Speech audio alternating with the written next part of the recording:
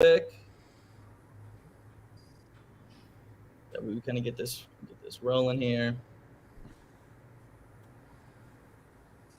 All right, good deal. Welcome back to your favorite comedy finance channel. Don't forget to like, share, subscribe. I have the biggest and best Hexicans clearly with us here at MYC Network. We're going to talk about Hex. We're going to talk about how bullish it is right now, considering Gary Gensler himself is trying to mute code. So we're going to be going through a lot of different things today. I do want to get updated on Hex. I want to get updated on the process for what we can expect when Pulse comes out. We're also going to talk about the pairing process maybe. And let's introduce our fellow Hexicans here. And I just want to thank you guys for taking the time. Freddie, give us the rundown. How's it going, man? Thanks for having us on. Absolutely. I'm Freddie Quotes. Been a Hexican since day one. Was a 2017 Richard Hart follower on YouTube. Been in crypto since 2013. Didn't go as hard as I should have, obviously, in the beginning, but I really wasn't prepared for it. Going through the bull and then the bear of 16, 17, and 18, getting into Hex in 19, learned a lot, but a lot of people consider me a Richard Hart maximalist, which is cool. I'm fine with that. I do dabble in some other stuff. I'm just not vocal about it because, I'm loyal. So, absolutely. And Seek, we have Seek here with us as well. Yo. Shout out to Big Seek because he's the one that made this happen. And I do want you guys to come back for an update as well. But go ahead, Seek. Give us the 411 on Seek. Yo. It's Seek 5555. Cuatro Cinco. Got Cuatro Cinco tatted on my hand. Hardcore hexing, you already know. Hex changed my life in many ways, man. The community. And financially, long story short, we were able to get a brand new travel trailer and truck, and ever since then we've been traveling for 2 years now, and just spreading true DeFi, and the greatness that's come, the Hex community. Absolutely. And Faru, give us the 411. What's going on, guys? My name is Furu Finance, and it's nice to be on a stream with Freddie, Seek, and Randy. Randy, we met briefly on Maddie's, and I've been watching you guys for a while, so it's great. I came in about a little over a year ago into Hex. I've been in crypto for about 3 years. I stream every afternoon, 12 p.m. Eastern time. You guys can catch me there, and I'm a Hex TikTok promoter as well. So awesome. That's. I've been hearing a lot of cool stuff about TikTok. I tried, and I'm like, man, I'm not a really good dancer yet. Do you dance, for it? No, not at all. Not at all. All right, let's go to Randy. Crypto since 2014, launched over 40 projects. I used to joke that I was like the Black Hand of crypto. I was behind the scenes, launching stuff. Friends with a lot of the OGs you guys worshipped back in the day. Now they all seem to have disappeared. Never liked Richard. I couldn't stand him back in the day. I was friends with Tone Bays, and then it all changed when I saw Richard's video come up on YouTube in my algo, and I saw him talking about Bitcoin hacks, and I was like, holy shit. This is October 2019. I was like, this is what I've been looking for. And I said, but Richard's the guy that wears a top hat. He's a jokester. And I said, can I take this guy serious? I know. Can you take hard. Seriously in a throne, Can you? Yeah, exactly. In a throne? Yeah, and then I was writing articles. The first week of Hacks, I was the first one to write an article that went to Google News, and I had my referral link on there. Got a bunch of Hacks off my referral links because that's what we had in the first year, and I just forgot about it, right? And then all of a sudden, the God Whale came in and pumped the crap out of Hacks, and I was like, whoa, what do I have here? And went hardcore, found hexologists in the lockdowns because of Panama. I live in Panama. We had major lockdowns, and it was like our family. Every night we got together and talked shit and got to see our bags go up and to the right. That is amazing, man. And I love the story as well. And I love that you're a builder.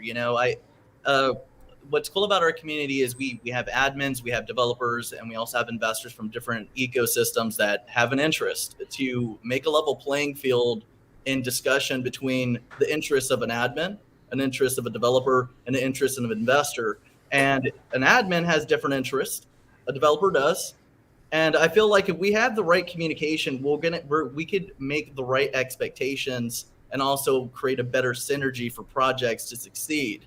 Because a lot of the reasons why, and truth be told, whether it's an LLC, whether it's a regular project, over 95% of projects fail. So, as a venture capitalist, investors should understand the risk they're getting into because things do fail. Does that mean they're a scam? No, not at all. In fact, I hate when people throw around the word scam because you can have a great idea. You can have a bad idea, but you don't have the right funding. You don't have the right staff. Maybe you don't have the right this or right that, but fails happen, but that doesn't make a scam. It's all about the intent, right? Now, another thing is, I like that you brought up, that you've done the other projects. And here's another thing, Richard Hart has made other projects prior that didn't work out, but he kept try again until boom. Now we have Hex, and now we're going to have Pulse. Now we're going to have a whole ecosystem, copies of ETH. These are just certain things that I feel a lot of people don't understand yet, to have the courage to build, have the courage to fail until you get it right. Because when you get it right, you have a unicorn company.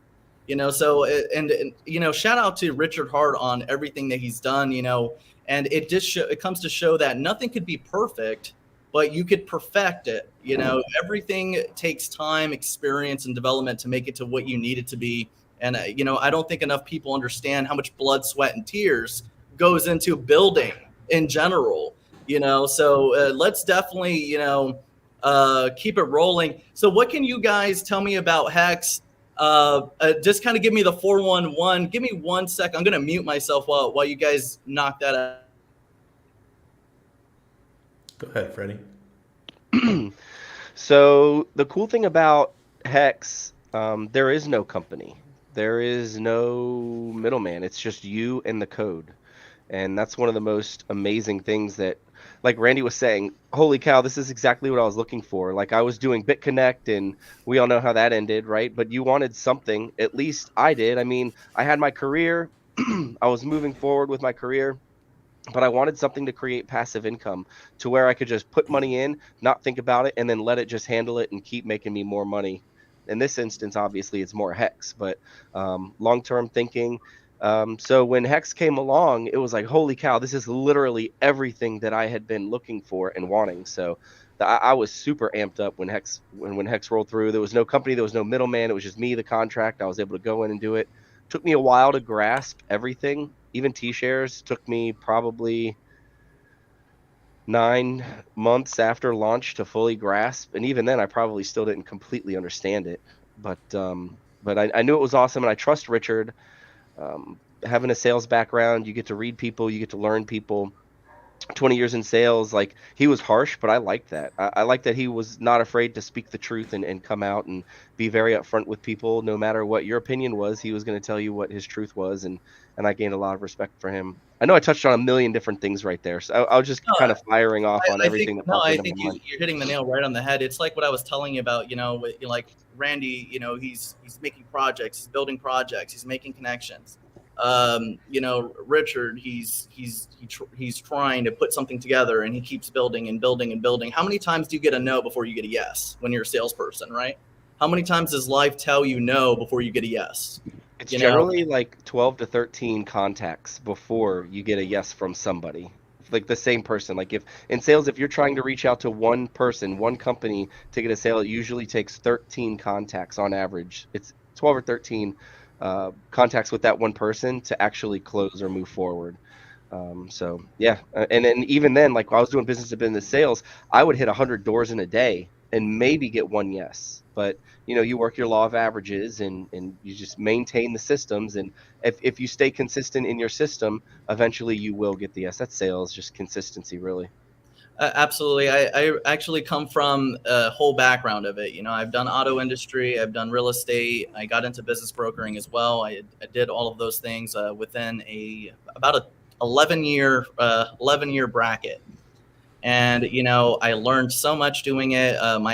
In fact, before I quit and went full 100% MYC was more than a few years ago now.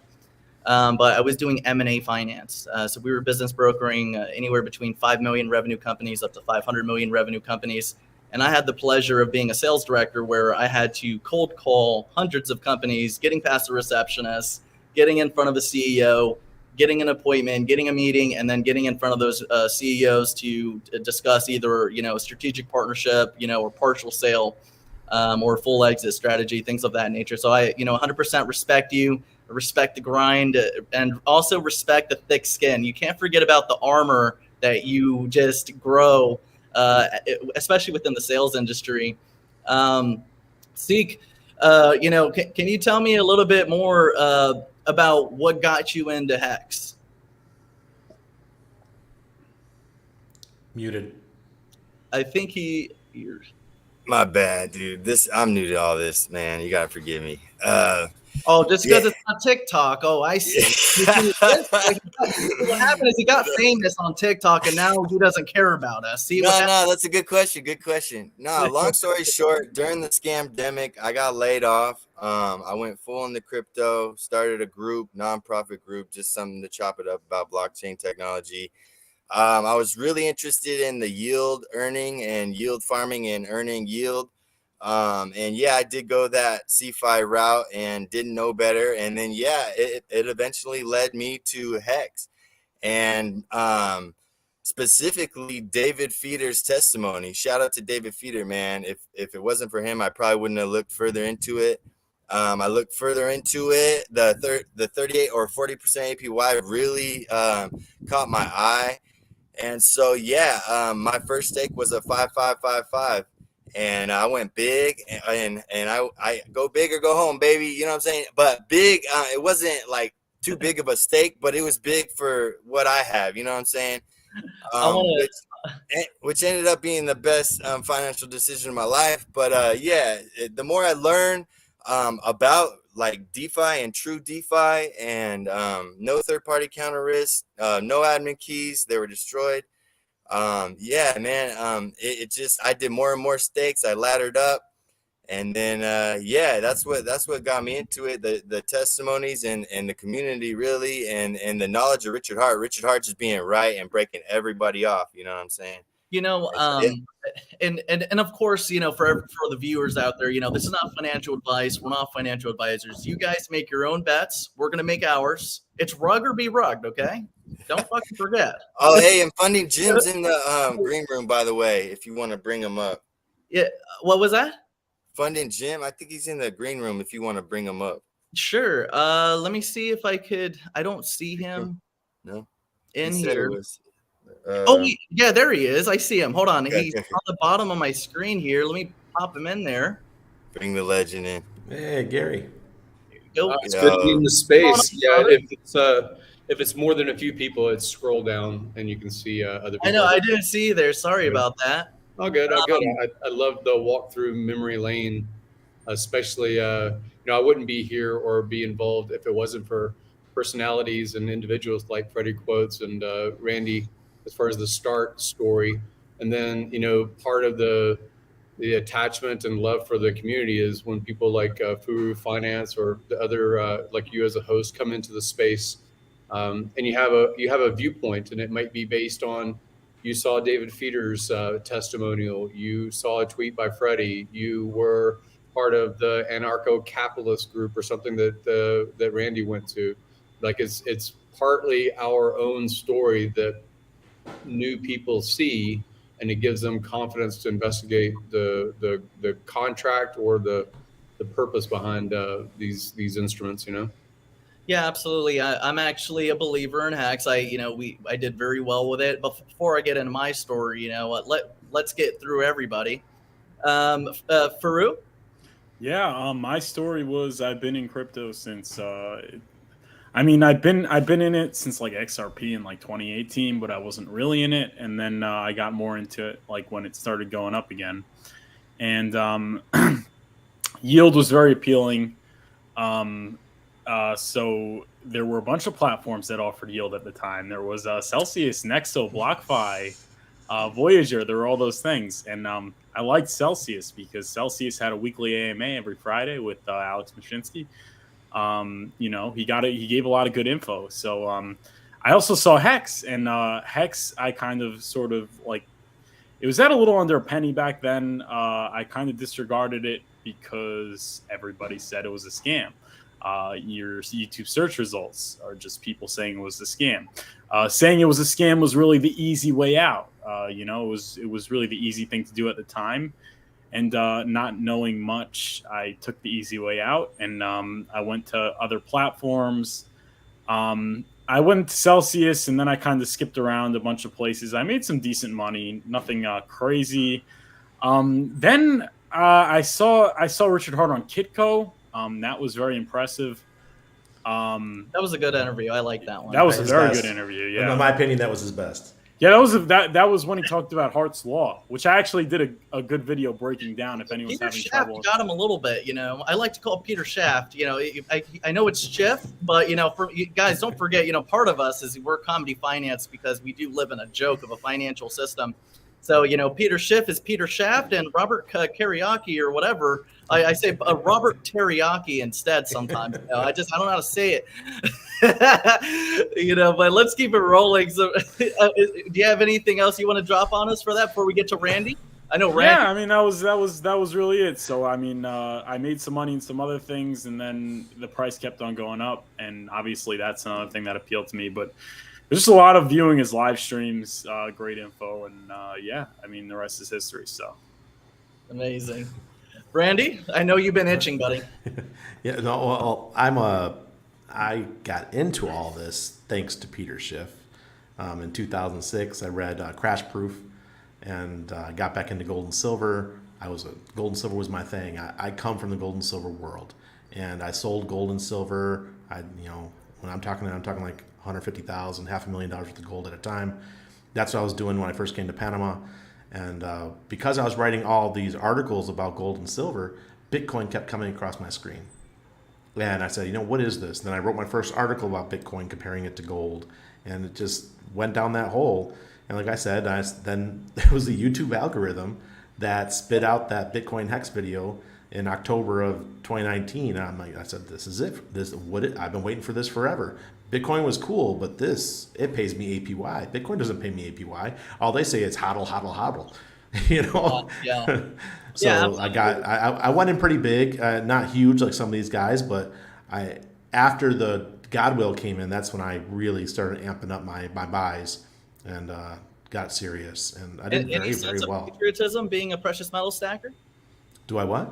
Any sense of patriotism when you collect metals or anything like that? Typically, whenever I meet a precious metal stacker, they're very patriotic. Somewhat. No, I'm the anti-patriotic. You're anti. So I live in Panama. My U.S. passport will be burned in a couple of years.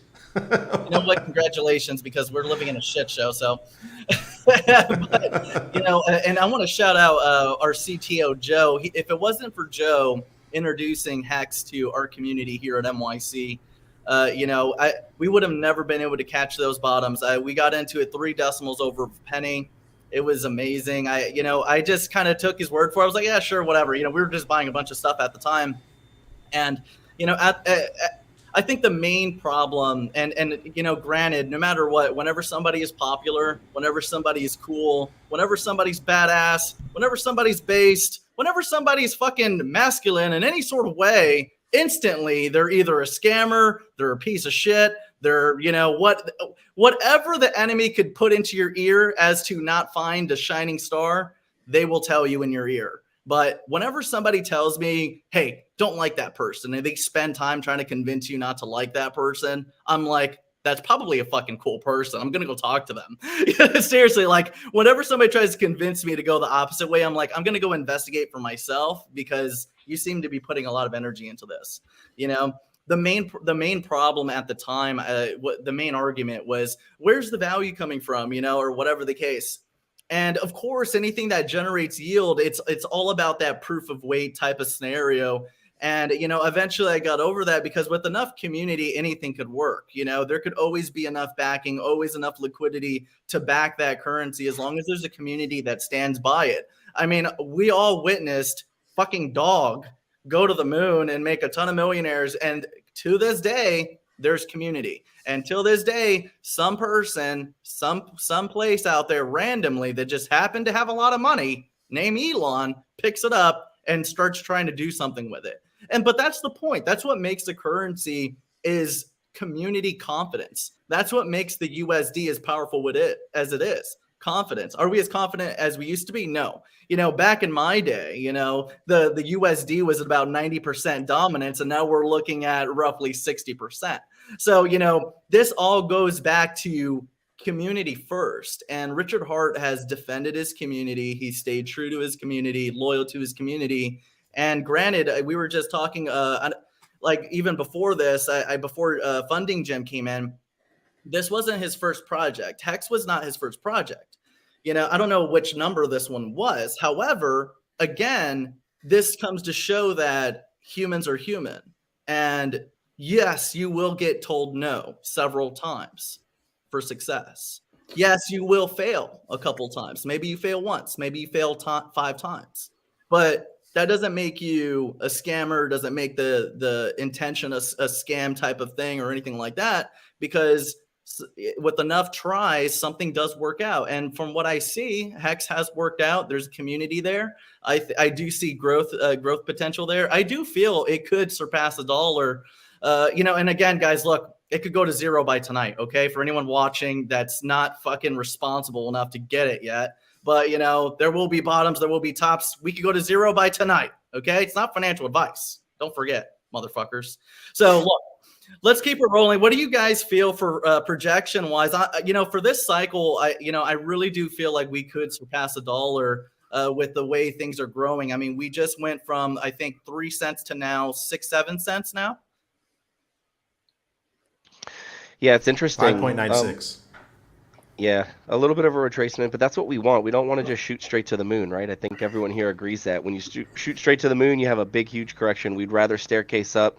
I was talking with Axis about this, and man, we were just doing some moon math sitting in my kitchen, and it was like looking at the numbers and the retracements and the fib tools and stuff like that. It's ridiculous to say this, but imagine a $1 hex, right? Everyone thinks $1 is attainable.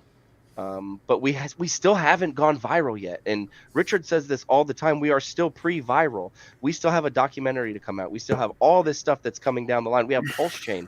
We have Furus now who were originally hating on Hex. Mason came out today, and he's had other videos recently or whatever that he's come out and been pro Hex on. But people who said, hey, I made a mistake, I didn't do the right amount of research, I didn't do the proper research that I should have done, everyone else was calling it a scam, so I just instantly called it a scam without looking at it. I just kind of took their word for it because it's what everyone was saying. We're starting to see the tables turn on that. In this last, investors are wising up to that bullshit, with the whole community hate somebody bullshit. Yeah. You know what I mean? Yeah, well, especially with what we've seen in crypto over the last 3 to 4 months, with everyone getting wrecked, and in the last year, really, the Celsius, the Lunas, the everyone across the board. Hex is still standing, and yes, we had a 95-97% dip, whatever. That's crypto. That's how it works. But to still have 100% flawless uptime, I'll digress. My point is that we could very easily get to $1 or $2 very quickly. And then we start to see a pump that goes up even higher into the $5, $6, $7, or $8 range. If we see that, that's when the magic happens, because what happens then, we do start to go viral. People start to FOMO in. They're like, holy cow, why were we not buying in this? And then we see jumps up to $20 and $30, which sounds crazy right now, but we could see an absolute blow off top in the next bull cycle, upwards of that. I'm not saying it's going to happen. I'm being moon boy right now, but just looking at the numbers and the fib retracement tools and all this other stuff, we're pre-viral. If this documentary comes out and it's a hit like everyone says it's going to be, and Pulse is an absolute success, people are going to want to get into something that can give them trustless yield where they hold their own keys. And everything that everyone in the crypto community learned in this last bear market was that you need to hold your own keys, and Hex is a product that gives them that. Once we get there, and Richard said it, 10 cents ain't shit on the way to $100. Yeah, you're right. There's going to be, of course, there's going to be, even in a bull cycle, a lot of people think a bull cycle lasts as like a month or 3 months or whatever, but bull cycles actually last over a course of years. Is there dips? Is there fractures on the way up? Yeah, absolutely. But of course, we got to get those right expectations out too. I feel like a lot of investors are uneducated and choosing to stay uneducated, and that's the problem. You have too many people that put out, false expectations or not false expectations, because again, anything can happen, but, I would say, unrealistic expectations in the wild amounts of time sometimes, and I think that's why a lot of novice investors get so upset, because they have these weird expectations from random people on the internet.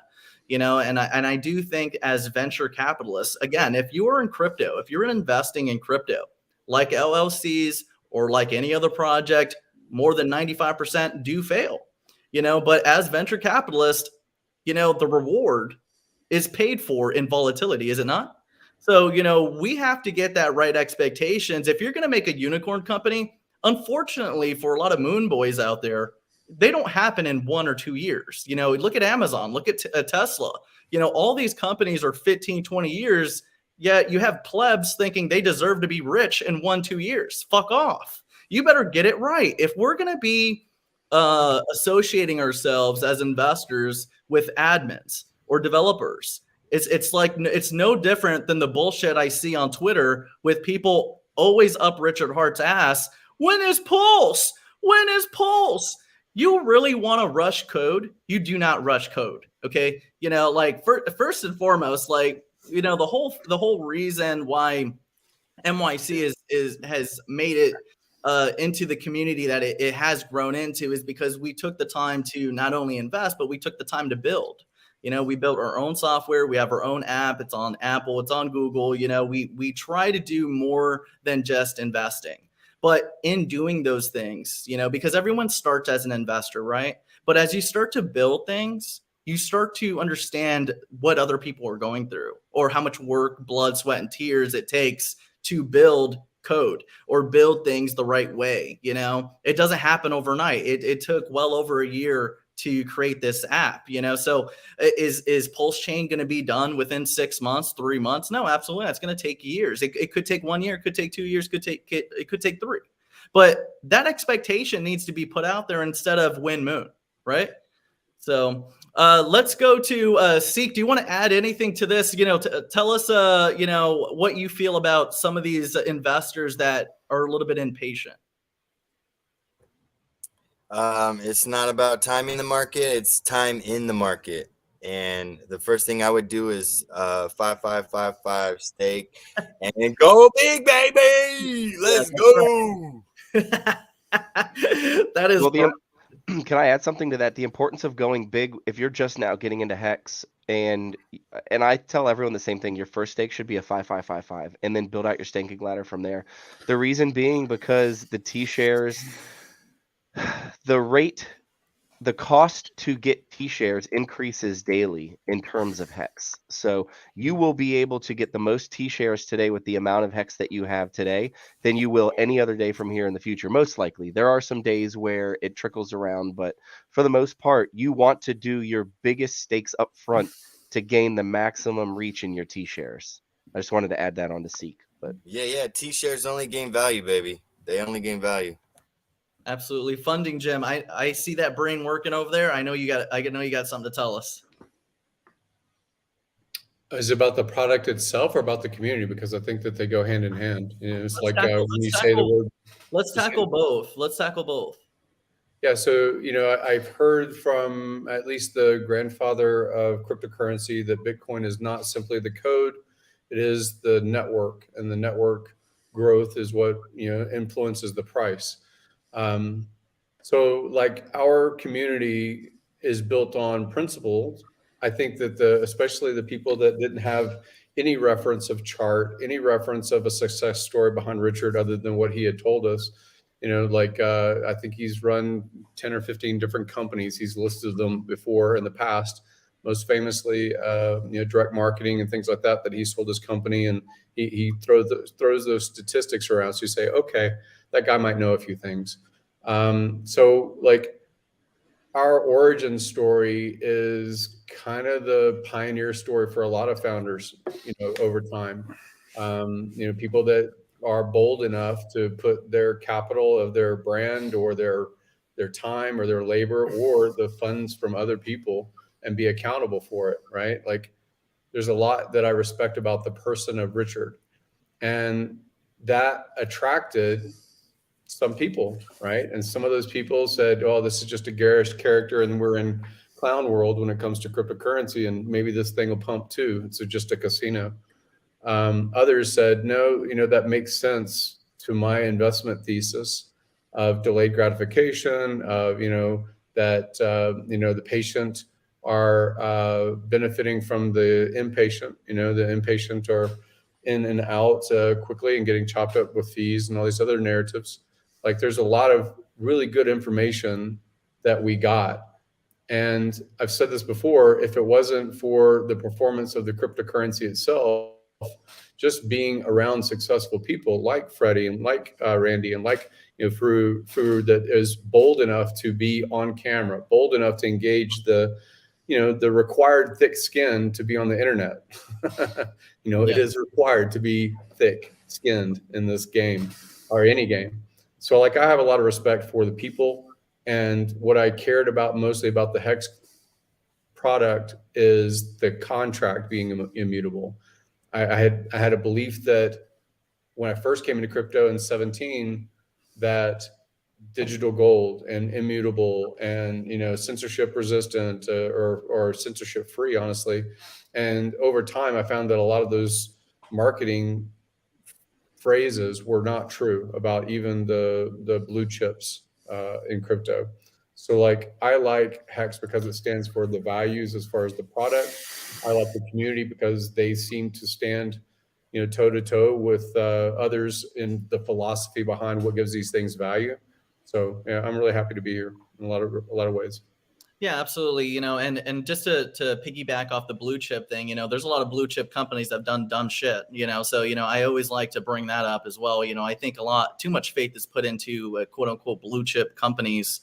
It's really about what these admins are going to do, or how they pick up the pieces, or what they're doing to push the project forward.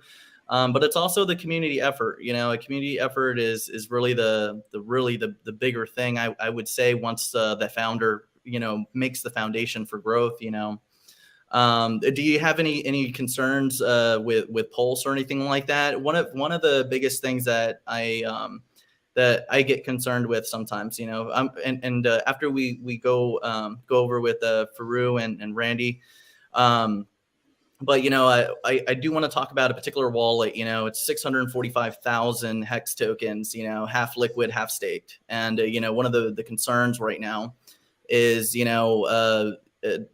with Pulse coming out, I get worried about capital interest split. I don't have a particular date when the Pulse X is going to come out. So I do know that there could be some volatility. Once Pulse comes out. Are investors going to continue servicing, this contract? Are people going to, because to my understanding, what's supposed to happen is we're supposed to pair PHEX to EHEX, correct? Yeah, I mean, so you're talking about the parity. You're talking about the parity. You're talking about.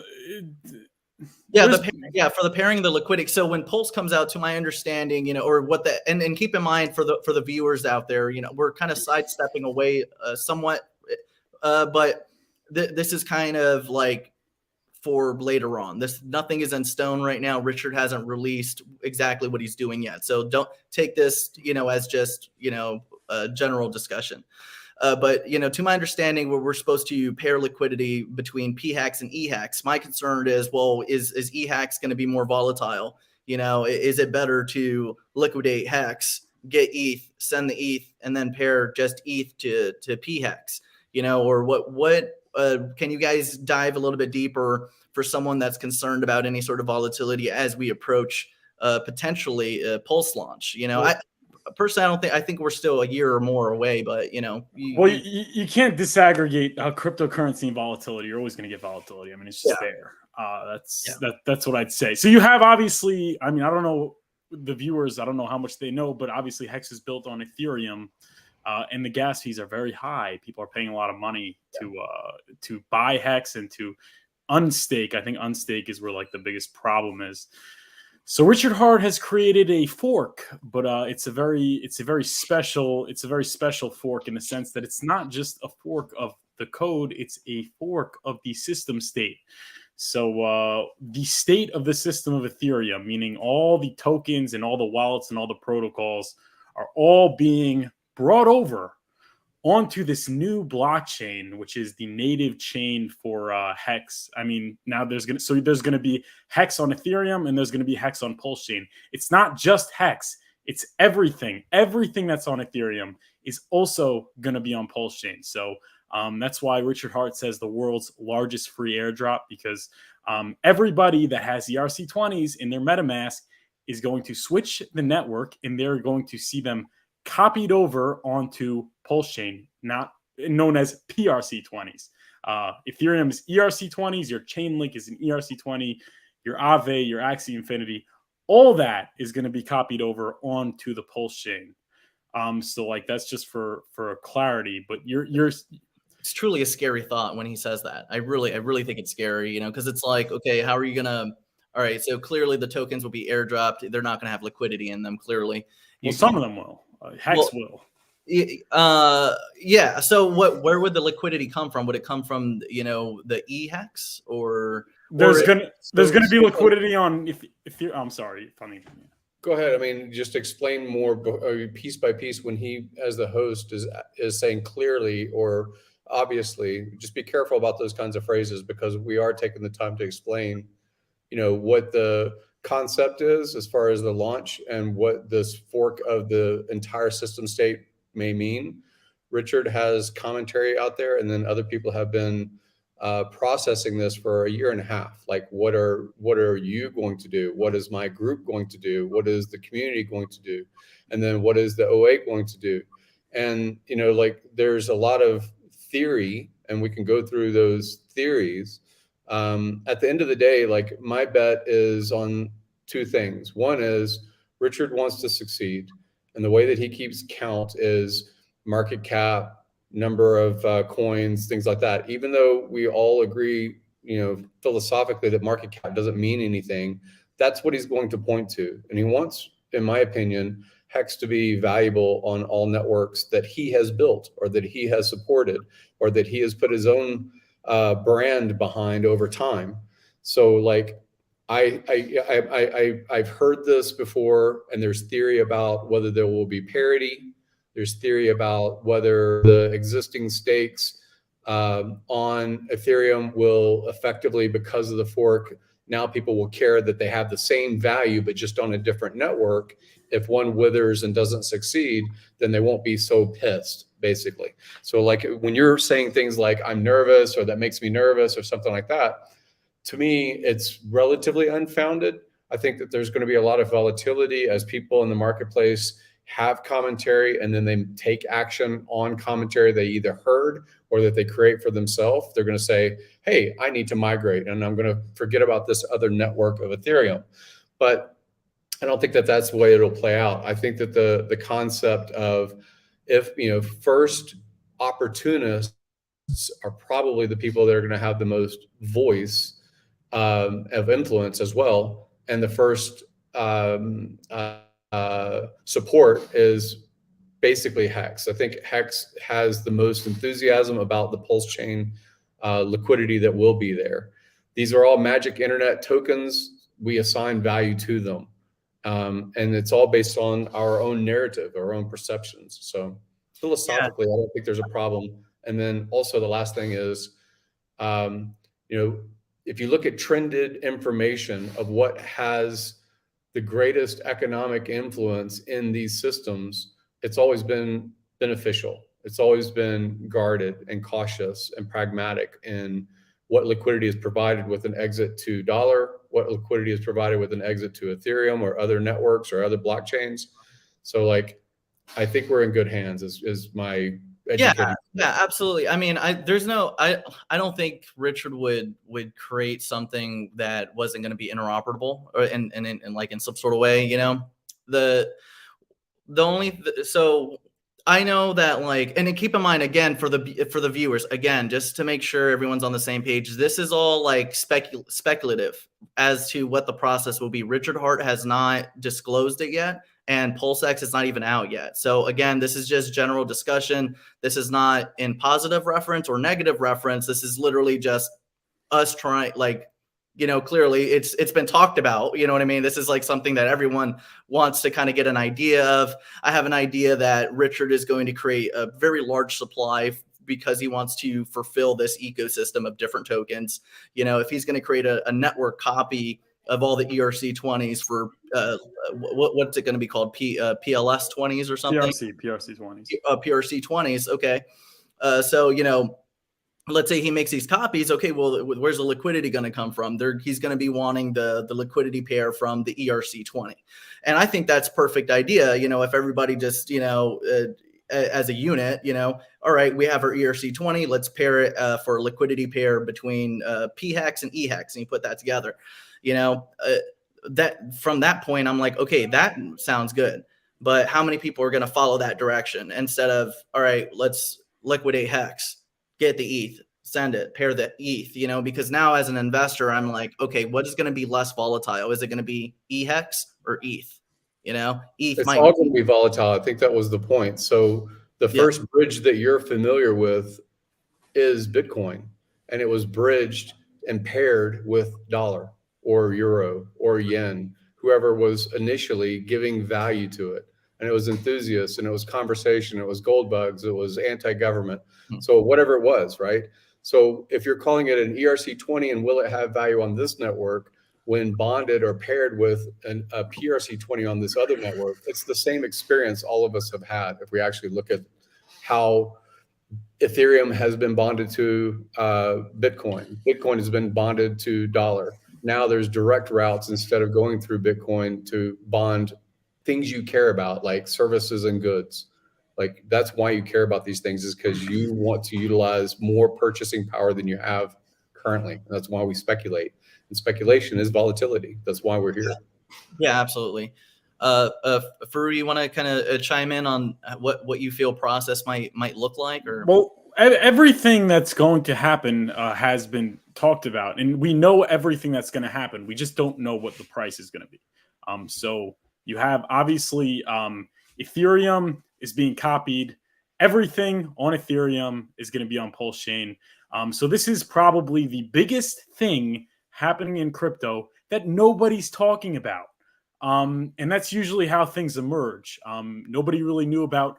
Previously would be like the decentralized exchange. Nobody really knew about it until it was huge. I mean, and Hex was one of the big things that made it popular.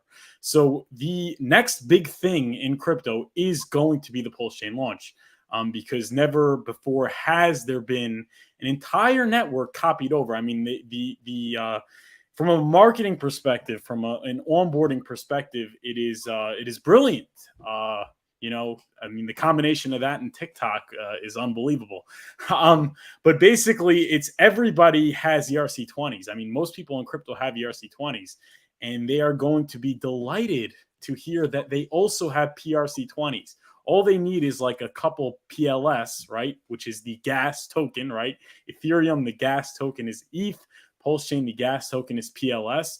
So they're just going to need a little bit of PLS, and they can, you know, sell their tokens, or they can trade, they can move their money, they can use the protocols and things like that. And there are a lot of projects on Ethereum that, you know, just became ghost projects because the gas was too expensive. So now all they have to do is make their front end, you know, their website compatible with PulseChain, and there can be a second wave, so to speak, you know, of all these projects that are built on Ethereum to be used on PulseChain, because now it's affordable. It's going to be pennies, less than pennies to use PulseChain, right? The gas is going to be very cheap. So, I mean, and then it comes really back to Hex. That's going to bring a lot of attention to Hex, because PulseChain was launched by the Hex founder and things like that. So, I mean, that's really what it is. I don't know where your audience is starting out and what they know about this. We have people that have been with Hex. I mean, that never even sold before, from holding it for the decimals. You know, Yeah. For me, I don't hold any right now.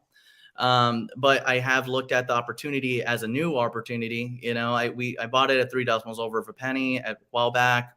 And then I personally will admit that I did sell a little bit too early. You know, I was around the 8 to 15 cent range, but, you know, still I see another opportunity now where, you know, you have Gary out there trying to stop DeFi staking, or stop staking in general. And, you know, I know the mainstream crypto kids out there were saying that this was bearish news, but I felt like it was the bullish case for DeFi. And it reminded me of the great time that I had with Hex. And of course, a lot of our members are still holders of Hex. Our community holds a variety of different projects. And I remember all our different people, and whenever an opportunity presents itself, or whenever, you know, definitely a narrative shows itself, I'm like, this is literally like the key. Like, this is the biggest story for Hex right now, because nobody could stop it. You don't need an exchange. You get to keep your goddamn keys. There's nothing there. You know, you don't have somebody that's going to just, okay, sorry, no more staking. Like, that's not ever going to happen with Hex the way it's coded. That's the contract. You know, I do feel like, because there's going to be a bridge, because I mean, if there's a copy of something, then clearly it's more bridgeable. So I would anticipate, because of the saving in gas fees over ETH, that companies would want to transfer over or utilize that bridge, you know, because it would conserve revenue. No, there's no bridge. You don't need a bridge. It's all going to be on the other chain. Oh, bridge, okay.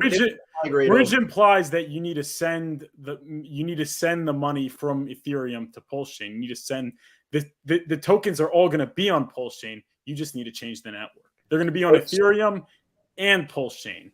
So you don't even need to bridge your ERC20s to PulseChain. You just use the PRC20s that are airdropped to you. To clarify, there's both. To clarify, yeah, but on the fork, just like forking of Tron off of Ethereum, or Ethereum that you're familiar with being a fork from Ethereum Classic, you know, so you had a division, and the analogy would be saying that you have a Ferrari and you're driving, at least in the Bay Area of California, you have the 101 and you have the 280, right? And that's how you go up to San Francisco and down to the South Bay, Silicon Valley. One is less traffic and scenic drive, and I think it's 4 miles longer in distance, but you get to San Francisco much faster, and you have fewer exits. There's less In-N-Out burger stands and stuff like that, right? 101 has been around a lot longer, and you have a lot more services and goods along the route. But time-wise, you're probably going to take another 20 or 30 minutes in time, because it's more congested, right? Now, in the past, when something has forked off of Ethereum especially, or a fork happens, the advertisement and the marketing about why people should move over to the fork has been, look, it's faster transactions. Look, it's lower cost. Look, it's all these other feature sets about security. Move your economic energy, or your car, and no longer should you drive up the 101. Only go to the 280 with your car, your Ferrari. That's been the pitch, right? And so you saw in 2017, 18, 19, and so forth, Ethereum killers, and the marketing pitch that a fork was going to happen.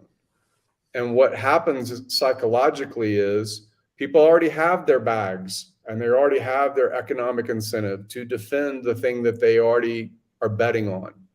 They want gas to go high. I had arguments with David Gokhshtein like a year and a half ago, and it was about how NFTs were so expensive and they were causing so much transaction cost for everything else on the network. And he loved it. He loved that it was an $800 transaction. He loved that there was expensive to do things on Ethereum, right? That's because you have a vested interest. Now, in this fork, what's going to happen is the entire system state. And what that means is 13 terabytes of data. 13 terabytes of data is what the Ethereum network is. That's all the smart contracts. That's every single Bored Ape yacht, if that's on Ethereum. I'm not really familiar, but all the NFTs, all of them, all of the DEXs that are basically protocols, all of the things that people have transacted since the origin of Ethereum, all of that history, right? That's data, right? And all of that, not just the highway, but all of the cars. So instead of you saying, I'm going to drive on this better highway, which is a nice marketing pitch and is true about PulseChain as well, you're going to have a second Ferrari. You're going to have a second dump truck and cement truck. You're going to have a second oil tanker, because all of the things you already have on the network of Ethereum, instantly you will have a second one on PulseChain. Now, when you say bridge, that phrase, that will exist too. That will be in addition. And that might be a route to go from your PulseChain market speculation, market discovery, what's the value of this Bored Ape Yacht NFT on this network versus the same one I have on this other network. Well, people are going to speculate on that, and you're going to have a lot of volatility. Yeah, so you have a bridge in and a bridge out, and you're going to have people that play the same game that they played about speculating on the price of an Ethereum in 2015. Yeah, the reason why I always wonder about that process is because I know, like, because he's not forking, he's creating his own mainnet. He's doing his own blockchain, correct? It's a fork. It is a fork of everything. It's just not a fork of only the roads. Okay, but on his own network. So, but it is his own blockchain, right? Yeah, a fork is a new new blockchain, but copying an old blockchain. So Ethereum Classic and Ethereum is the fork of Ethereum Classic. The reason why I bring this up is because, like, I know that two blockchains don't communicate with each other, so there needs to be some sort of way to connect. So that's why I'm like, okay, clearly there's going to be some sort of connection if you're going to be pairing, ERC20 as a liquidity provide pair. Yeah, so you're talking about ramps, and when you send a wire transfer from your bank to Coinbase, that's a ramp. You bridged dollar into crypto, right? That's what you did, and the central exchange did that. If you have an on-ramp that might go through a decentralized exchange, there are some ways that you can get into decentralized exchanges directly without going through a central exchange. That's also a ramp. And what you're talking about is there a bridge or a ramp on and off of Ethereum? There is. So that is an addition. That's just the over-explaining of the fact that it's going to be everything twice, what you already have, and a second copy that has no value. At the time of the fork, there's no path in for tax reasons. There's no path in or out of value. Now, the copies aren't going to have backing. They're just going to be copies. So that's why I'm like, all right, because my speculation is trying to decipher. I mean, and clearly, I'm not a fortune teller, none of us are. We don't really know what the movements will be of the different communities out there and stuff like that when it comes to transferring over or pairing liquidity or whatever. And that's kind of where like a lot of my interest is, where I'm always like, okay, well, how do because of no matter how much you love something, you want to strategize, of course. You're going to strategize your exit points or what you want to keep there forever, what have you. So that's kind of why I'm like, okay, well, I'm going to speculate, if this comes out, and I'm hoping personally, I really do hope that he comes out with Pulse later. I don't want him to come out with it now. I feel like the capital interest split will create some sort of volatility. And of course, there will always be volatility no matter where you go. But, I try to figure out, like, all right, if as soon as it launches, okay, how likely are people going to do PHEX to EHEX, or how likely are they going to transfer the liquidity over? What's going to make somebody with ERC20 Chainlink go and say, you know what, I'm going to go put it on Pulse? And how is that company going to feel about that? Is it going to be the same thing? Because I don't think the copies are going to have the same price. How would they? Go ahead, Randy. They're not going to have the same price, guys. I don't know where this narrative came from. I want to slap the shit out of somebody, whoever said that. Yeah, it doesn't make sense. It's a free market system. The price is going to be discovered. It won't be on day one. It won't be on day two. When the bridge opens, then we start to begin to have price discovery. The first fucking 48 hours, all we're going to have is the money sloshing around from people be trying to out trade each other. That's all you're going to have. And this idea that there's no liquidity, yes, there is. Did you guys participate in ETH POW when they forked? Did you get the ETH Fair fork? There is money there. There was money to be made. People made a lot of freaking money those first couple weeks of ETH Fair and ETH POW. Have fun. This is going to be the most speculative thing that we're going to have in this bull cycle. If you're not participating in it, I feel sorry for you, bros, because this is going to be the funnest thing ever. My best trading day in history was when Bitcoin Cash launched.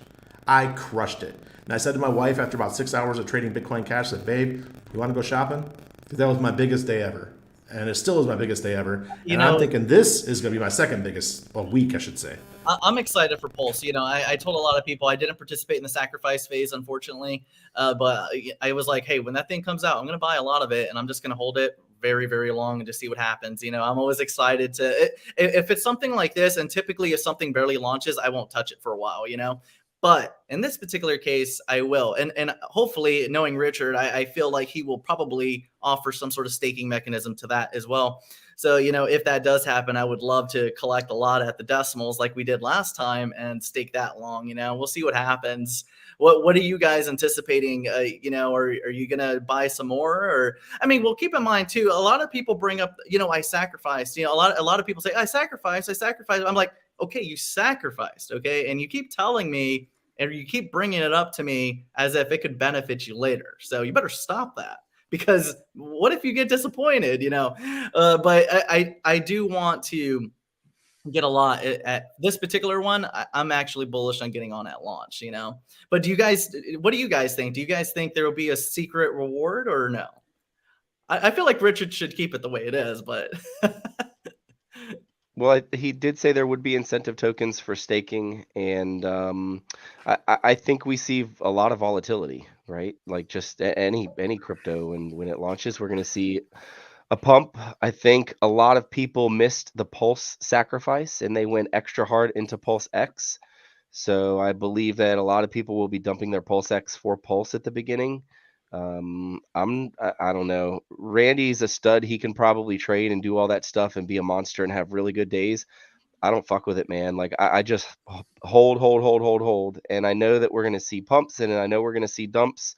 I think most influencers or most people in the community are talking that the average bottom after a launch is on day 46 or something like that. So we will see a lot of volatility within the first month, but we could see a huge, massive dump within the first month or two before we start to see another liftoff. So just be careful. Yeah, absolutely. DCA, unless you're a stud trader like Randy. So everything is in price discovery all the time. I've had a lot of 1950s cars, 60s cars, 70s cars, 80s cars. Cars are always in price discovery. Cryptocurrency, you say, what is the value of an Ethereum before there is Ethereum? You don't have any reference, but I think it was 7,000 people participated in the ICO. I think it was around 12 or $15 million was the ICO for Ethereum. And price discovery is still going on today about what is the value of an Ethereum. It's no longer 15 cents. It's no longer 30 cents. It's what it is. So it's going to be the same thing. Like this, what is the value of a Bitcoin? It's 13 years old and it's still in price discovery, right? Because people are paying 25 grand for it when they used to pay 69. And people are happy that 25 grand came along because they bought it for 1,000. Like these are just ideas. They're ideas. And we are assigning a price point to an idea. Absolutely. A lot of people don't, I think it's the price discovery. I think the time frame, or like, the longer you're in it, that's the fun part of trying to see where you go with it. I think everyone should own their own bet. That's for sure. You know what I mean? Whenever I'm not a day trader. I like to just buy something and I hold it as long as I can. And that's worked out perfectly fine for me. I don't have to watch charts all day. I could go and build. I could go do whatever I need to do for my community. I could troubleshoot or do whatever I need to do. And I felt like that's always the better play for me. Now, I do know that just from this broadcast, that Randy is probably the beast at that. He seems ready to trade at all times. No, that was Randy in the past. I was a big I was a buy the rumor, sell the news guy, but I will be playing the ratios. If for some reason PulseChain comes down to it's like 50 pulse per 1 hex, per 1 p hex, I'm in. You know what I'm saying? Right now, the ratio should be about 254 pulse or so per 1 p hex at the current prices approximately. Well, if it goes down to like 30, I'm going to be getting the twitching. I'm going to be like, oh man, it's time to get into p hex. That trader blood's going to come in because I love the ratio trade. People think ratio trading is difficult, but everyone's brains work different. And I see the ratio trades right away. And if you're using limit orders, you're going to be able to crush it. There's going to be people that don't practice on you're going to have a long time to play with version 3 testnet. There's people that are not going to practice. They're going to come in on day one and they're going to mess up their zeros. But Randy's going to have stink bids. I'm going to have bigs way down below saying, you make a mistake, Randy benefits. Yeah, I'm going to be all over that. I tell people, even especially trading between ERC20 to ETH or, whatever, it could be any layer one out there, when you're dealing with any sort of DeFi project and you're trying to calculate your profits, calculating profits doesn't always have to deal with the US dollar value. Sometimes it is about those conversion rates between layer one, layer two. And that's, I feel, a better strategy. There was a lot of times where I think most recently was on like the XRPL. I play with different ecosystems, so just kind of bear with me for different ones or whatever. But it makes no difference to me. For me, I look at things from a builder's perspective. It's a layer one, layer two. I always kind of look at things like that. Of course, when you deep dive or you're investing in something, you're going to do your research, of course. But for our talk, you guys are veterans, so whenever I'm looking, between L1, L2, I take a look. I see a fat conversion rate. Maybe the dollar amount doesn't make sense at that particular time, but on the front run, yeah, okay, maybe I could earn a little bit of profit, but the profit on that second uptrend from the layer 2 or the layer 1 might make more sense from that particular position. So I always take a look at that also, not just the US dollar value amount, but what the conversion will be for how many tokens I get per that trade, and then what is the likely amount of revenue or ROI that'll come from that second trade. Because maybe that's a good arbitrage. That's what we call arbitrage trading. That's makes sense. You could do well with that. Just be careful, because usually you have a small window to take advantage of something like that, because people find it out.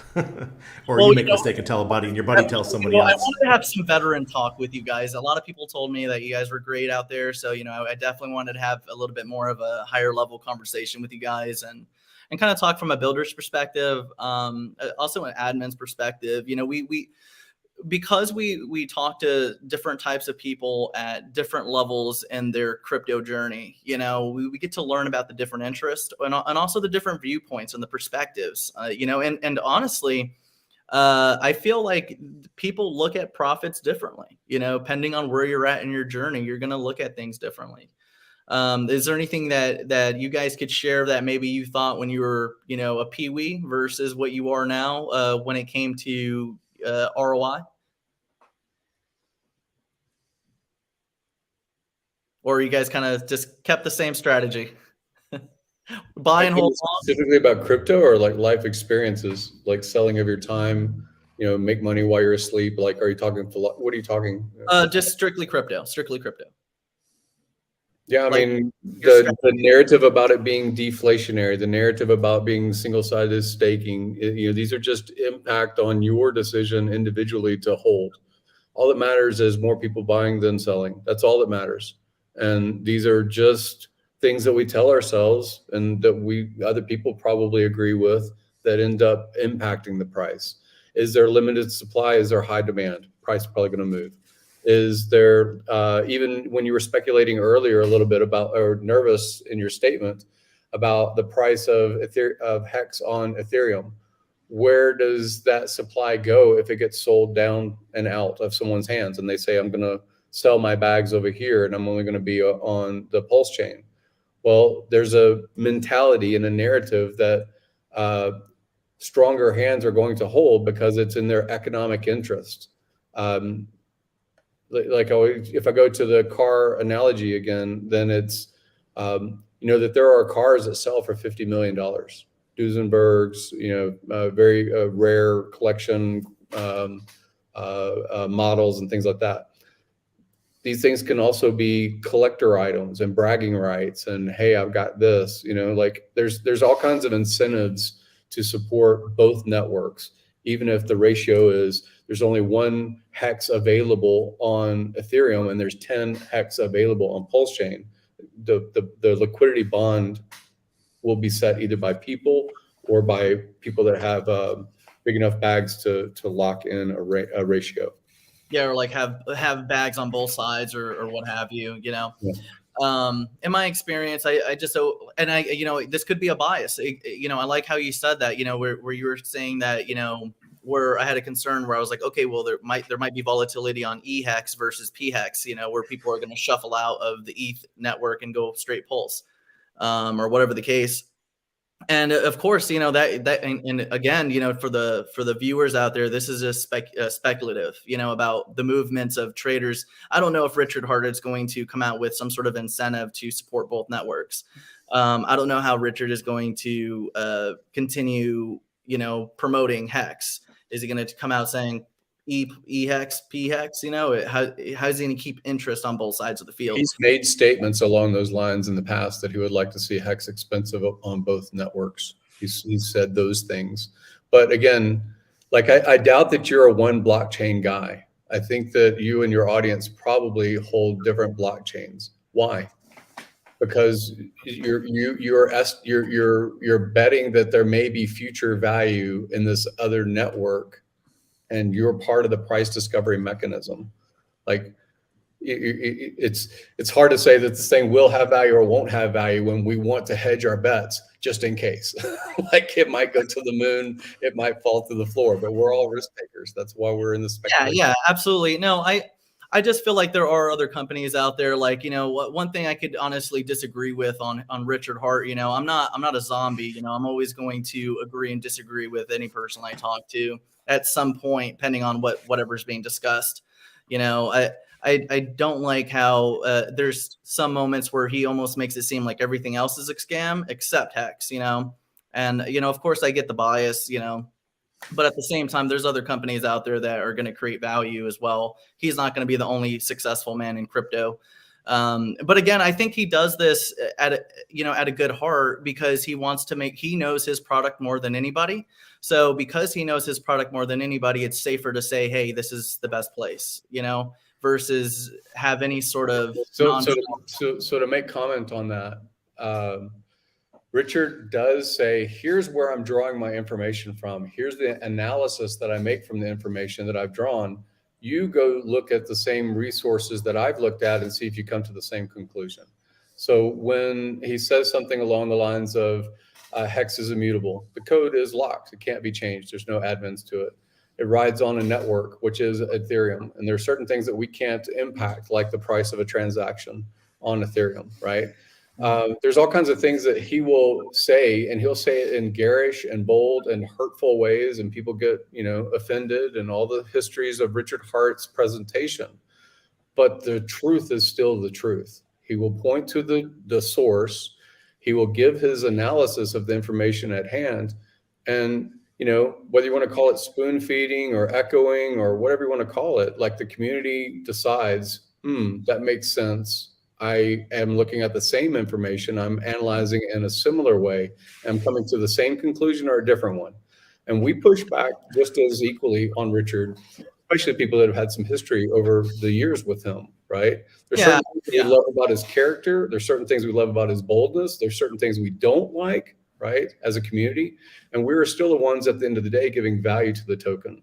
So when people say this thing's a scam and that's not a scam, scam's not a litigious word. You can't sue someone because they call your thing a scam. It's not possible. It's not legally a phrase. So it gets thrown around very loosely.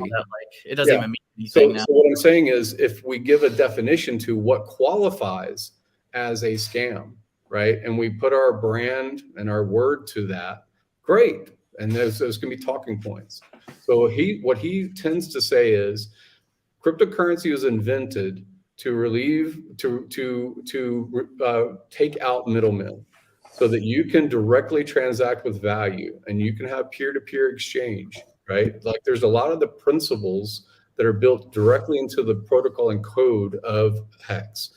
So again, positively or negatively, everybody has an idea of what will give value to their product. And to have one group of zealotry or founders or code launchers or whatever say, this is why my thing is good and your thing is bad, you got to have definition. Like just come to the definition, and most people don't. Yeah, of course. I try to have a variety of different things I like, and for what I've been focusing on now is more about, if what kind of value creation is going to happen if the business model has an operation. I feel like true scalability is going to come where you have a perfect crypto to business model integration where the product or the service or the customers will pump the token over just the investors. Of course, there's going to be investors that will clearly take advantage of the business model if the business model is viable. But, at the same time, if we could put the forefront of the product service or the product itself, I think that the customers and the demand from that product will truly make infinite scalability. And, I do see a variety of different companies that could produce that, but they need to make sure they have the correct model. Of course, and this is just general speaking. I'm not going to name drop any companies or anything. I want to just strictly keep this video on Hex. But I do think that like if companies would focus more on sustainability, there would be less failures in the crypto sector as a whole. If you have a company, it needs to make money. Unfortunately, a lot of crypto investors do not operate like capitalists. They're more along the lines of communist. For whatever reason that happened in this industry. But if you're an investor, you're supposed to be a capitalist, okay? But if you are investing in a company, it needs to make money. There needs to be some sort of value creation that's going to continuously make something happen. Now, granted, I understand that there's coins out there that have tremendous community, like Dogcoin, or I use Dogcoin a lot as an example on this. I don't hold any, just to make sure everyone understands that. I'm not shilling that stupid coin. I really don't like it. But to just give you like the idealism that anything could be a success if enough community takes hold of it. Same thing with Hex. Hex has actually a real use case. I like that he pushed it as a CD, and that's what banks do. A lot of people have a critique against this because, where's the value coming from? Eventually it's going to come out because it's the next guy. It's always the next guy. But it's like, what do you think your banks are doing? Your banks are doing the same thing. They don't do anything except continuously hold other people's money, have less of it in reserve while they lend everything out. You see, like, in fact, I think Hex has a better mechanism, if anything at all, but, and going back to the value creation aspect of everything, it's like, if you have enough value creation, the community will come to adopt that currency and utilize it. Yeah, you mentioned like companies and things like that. I think one of the biggest misconceptions in crypto is that you want to see a company behind it. You want to see them sort of you want to see a company, so people kind of take the stock approach and getting revenue and things like that.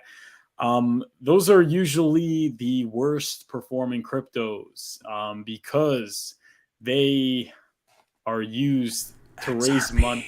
XRP, exactly. They dump 310. It's not a real business model. Really? I don't care what anybody says. Brad the Garlic House has literally admitted on I don't know how many Twitter spaces, it's on the website. I don't know why there's a debate. Brad the Garlic House, Chris the Larson, and the holy donkey himself, David Schwartz, or should I say David Shorts, literally generate revenue by selling XRP. That's what all the crypto companies do, though. Yeah, no. Is it debatable whether or not this is right or wrong? I personally think that, like, yes, they're. Yeah, I'm saying it's a growth stock. It's growth companies. That's how they revenue. raise money. They don't have earnings. I mean, yeah, exactly. They're startups or they're projects or whatever. Yeah, they need to generate revenue somewhere. I get that. However, that doesn't last forever. With that capital, something needs to be made. And if there's a great product that is generating enough revenue, it could work. Well, Now, one day though, there currencies may don't be. need a business. I There mean, hasn't been one yet though. I you mean, know, there hasn't been one yet though, and I mean it's been proven. So you look at like what makes a crypto a successful crypto. I think the greatest measurement, you know, for that is higher highs in 2 cycles, because in one cycle, like the first cycle, usually they take off, but can they come back? And you look at all the cryptos that made a huge run up and then came back. They pretty much all don't have companies. And which cryptos are there? It's Bitcoin, Ethereum, Doge, Monero. Monero. BNB is the only one that I could think of that has a company behind it, but there may be like 2 or 3 others. But that's the big misconception. People are kind of looking for they're looking for what you would look in with equities in crypto. That's not the case. When you're looking into cryptos and you want to make money, you want to, in fact, do the opposite. You want to look for a crypto that doesn't have a company, because it allows the people, you know, the retail, to get in at a level playing field. You look at Costa, right? The seed round got in at 7 cents and then it went live at $1. And what do you think happened after that? I mean, all the people that got in the beginning, all the YouTube influencers, you know, they pulled the rug, they emptied their bags on the retail. So if you have a cryptocurrency that has a company that goes around to venture capital and goes around to accredited investors, 100%. that's generally what's going to happen. So you want exactly the opposite. So it allows for like a fair launch. It allows for like people to really get in on the beginning. I'm actually happy you said that. You know, that's honestly really that's a solid point, because there are different types of currencies or different types of coins, I guess you want to, however you want to describe them, but they do have different use cases, you know, because a currency, it doesn't really necessarily need a company. A currency just needs demand. Can a particular company, you know, have use for that coin as use for medium of exchange? Yeah, absolutely. But can more companies come on board? Yeah, absolutely. But that's the point. Can more individuals and companies utilize that currency is what ultimately is going to create that adoption effect. But overall, I think use case in general is going to create that community or create that demand. I don't think everything should rely on the company itself. It could be maybe a branch of it or something to get it started. But, you know, ultimately it is going to take, you know, a community or a country to adopt a currency or to create something more. And Richard Hart has talked about creating his own country a couple times. So, you know, there might be. Hey guys, I have to get going. I've been streaming on and off since noon, and I am wasted. So I want to thank you so for much, having me on. Randy. Can you tell us Hey, something you're drunk one time? Like, just give us a hint of knowledge. You intoxicated. No, I'm not intoxicated. Well, I mean, it sounded like he was drunk. He's like, I'm completely wasted. No, not wasted as in drunk. Wasted as I'm tired. Okay. If I took my glasses off, you guys would see the bags under my eyes. But yeah, I appreciate everybody. I'm just gonna go say that we have the fork coming up, and you're gonna have a copy of Hex on PulseChain. There's no guarantee that the prices are going to be equal. I think that more likely eHex is going to drop in the beginning, but eHex is going to become like the Ferrari version of Hex, where all the rich guys, all of us with enough Ethereum to handle that, can buy up the bags and stake over there and earn the yield. And then you're going to have everybody else with their smaller bags or smaller stakes over on PulseX doing their thing over there, and the price will be a little bit lower. I'm not going to take credit for that one. That's my boy Access Alive. He's the one that said something similar to that. So I have to agree with him, I think. But initially, eHex is going to get pounded into the ground. It's going to get pounded. That's what I was saying. Look, a lot of people tell me, they shoot me down on that speculation, I swear to God, but I'm like, it's a capital interest split. You know, you're going to have interest splitting apart and switch. I mean, I like how Funding Jim kind of says it, where he's like, there's going to be switching, you know. But again, volatility is a trader's friend. You know, it could be an opportunity. Lovely. It could be an opportunity. Absolutely. But thanks for having me on, guys. I appreciate it. I'll see you all on the next stream. Yeah, absolutely, Cheers. Bro. Anytime. And again, guys, if any of you run out of time, feel free just to let us know. We've already been on for an hour and 20 minutes now. And again, I always, would love to have you guys back, even if it's a one-on-one or anything like that. The thing with StreamYard is, like, because it's StreamYard, YouTube won't send out the algorithm until it's done. But the video will get way more views once everything's uploaded and stuff like that. But I would love to have you guys back anytime. How are you guys feeling? You guys want to cut this one short? I'm probably going to hop off here. I'm a little under the weather, but definitely appreciate you having me on here and giving me the chance to come and speak my piece, and it's been a blast. It's always a good time with Funding Jim, and Seek5555's been in my DMs trying to get me to come on some streams and some spaces. So it's awesome, man. I love it. Love everything you guys are doing for the community. Furu, obviously, you're constantly putting out content for us, man. It's awesome. And you were really awesome on Maddie's most recent conference. Love seeing you on there and everything that you have to contribute. But yeah, man, I'm excited for PulseChain. I don't think it's going to take another year to come. I think it'll be here sooner. We've been waiting 2 years already. So yeah. I feel like we got to wait a little bit longer. I want him to do it like, I know you guys are not going to like me for this, but I'm really hoping like late 2024. I'm hoping. That's what I'm hoping for. Why would you say that after the happening? Because of then, or what's your reference for saying? I feel like the bull cycle will be sometime after midpoint of 2024. So I do want to see growth and everything untouched without any capital interest split. I do feel like there will be volatility.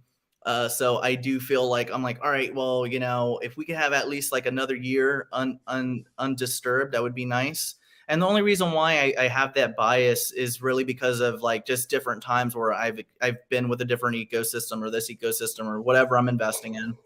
CEO comes out, makes something new or makes something else, and then their interest goes that way. It disturbs this marketplace, and eventually things cool down and things start scaling again. But I hate that process, so that's why I'm like, yeah. I hate to be the bearer of bad news, but Pulse is going to launch the next bull run. Hex is already starting to go up. A lot of people are saying we've seen the bottom in Hex. Maybe we go back down, retest, do a double bottom.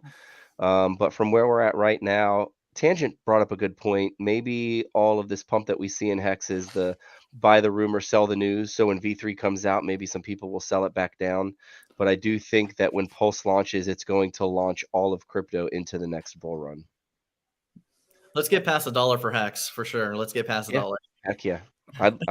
I think that's a given on this next bull run, 2024, late next year into 2025. I think we'll easily surpass the $1. Once people see the documentary, when PulseChain comes out, Hex has been gatekept for years. It's still gatekept by big names in the community. We're starting to see them turn, but it's still pre-viral. If we get into this next bull run and it starts to get the type of love that it should from the people who are all over crypto Twitter and crypto YouTube, we are going to see a blow off top that is going to melt faces. It's going to be crazy. And $1 is going to be the new base. I think the new base after the next bull run will be 50 cents. I could be wrong, but I think it's very easy. We could see $8 Hex in the next bull. I think we could see $38 Hex in the next bull. It just depends on how FOMO-tard people get when they start to see it pump and pump and pump. We know that's when most of the people start to buy. When we're all selling our bags that we've been holding for years. So, and this hasn't been the first time CZ has been accused of gatekeeping, and there is a lot of weird things that he does, especially with like the coin market cap and now CoinGecko. We've had different companies have some sort of alert or some sort of hunch that CZ does gatekeep or try to keep away other companies from being discovered. So, that hopefully that gets, eliminated, or we start getting more search engines. I like using livecoinwatch.com. I don't know if you guys have any other ones I could take a look at too. Seek, you want to keep rolling on this? Give us our goodbye, and then I'll go to Funding Jim and then Furu.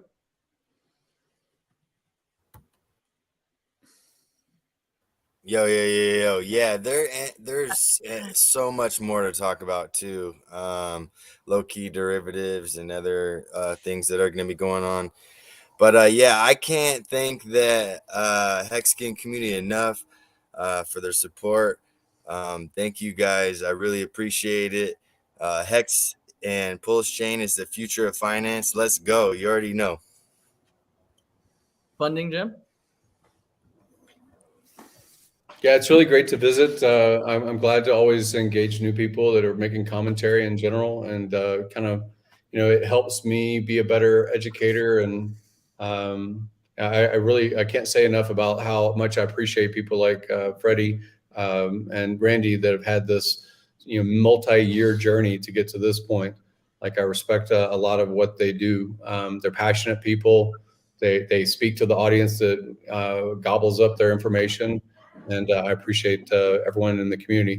Same thing with Furu. I don't know, maybe 7-8 months. I don't know when you started your journey, but being bold enough to be on YouTube, being bold enough to create TikToks, being the inspiration that a lot of people, they had an opportunity for a long time to create some of this content, but someone comes along and really catalyzes like he has done. So I just appreciate the community, and I leave the code to be secure. As long as the code is secure and the community is engaging new audiences, then that's what matters to me. So glad to be here today. Yeah, and I just want to thank ODD, and it's been a pleasure finally being on a panel with Freddie. I love the music. I love what you have to say, and I've been watching you, and obviously Seek. I love the TikToks, and Funding Jim's been on the show, and I hope to have you guys on my stream as well. Regardless of the price performance of Hex and of Pulse and Pulse X, I think anybody who thinks they're going to get in and out of the right time are mistaken. And I think that the key to financial freedom is a staking ladder, in my non-financial advice opinion, though. And obviously, thank you so much for having me on this lovely panel. So, yeah, absolutely. And you know something? There was 3 times that I got so spooked on my journey with Hex. And something, if it wasn't for staking and locking myself in, and shout out to Richard on this, he saved me 3 times from hurting myself. So that's something I will always remember, because, to hold that much money from 3 decimals over into the pennies was an amazing journey for me. I had an awesome time with it. We did very well with it. Our community, we still have a lot of holders with it. And one of our whales had a variety of different things that he wanted me to bring up. And he holds quite a bit of Hex. We have a couple other people within the million range. And, they just have some things that I wanted to bring up. And, again, I do have a lot of confidence in Richard. I think he's doing an amazing job. He's built a community. And, I hope to have you guys back. And let's, the next panel that we put together, let's just talk straight Pulse, and talk about what to anticipate going forward. Okay. But guys, thank you for coming along on this journey with us. And we hope to have you guys back. I'm going to go ahead and cut this one short. And thank you guys for tuning in. And don't forget to like, share, subscribe, of course.